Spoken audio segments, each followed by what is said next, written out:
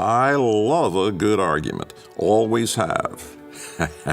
Heck, I spent the better part of my life arguing. Against my father, on the courtroom floor, at the podium before hundreds during my presidential campaigns.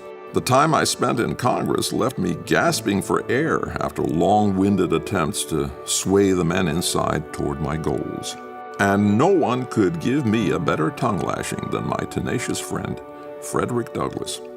I remember the first time I met him, he pushed into the White House itself, ran up the halls lined with other constituents before him, and burst through the doors of my office, demanding that he see and speak with the President of the United States. I respected the vigor, but not so much the aftermath of assuring my staff and the onlookers I was unharmed, unlikely to be harmed, and to allow him to sit down.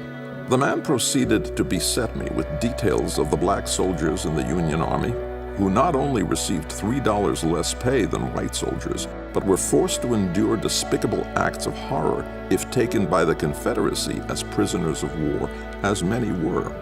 Possible torture, enslavement, and a lawless death awaited these dedicated soldiers. And yet, they had no other option. Not to fight was to give up their limited freedom and any chance at greater freedoms in the future. I listened to him intently, and when he finished, I admitted my failures and ignorance and thanked him for bringing the matter to my attention. He seemed caught off guard from the moment I allowed him to speak. It was an eye-opening experience indeed, I believe, to the both of us, as he began to schedule our meetings ahead of time. Frederick Douglass and I held a deep respect for one another since that day.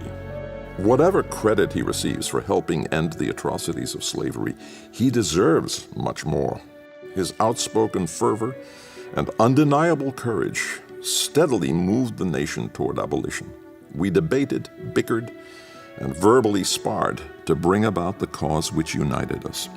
I, Abraham Lincoln, was able to pass the Emancipation Proclamation and extend the beginning of freedom to the African Americans of the United States only through the untold aid from the friendship, education, and passion of Mr. Frederick Douglass. An American icon, an American hero, an American life. Only from 7K.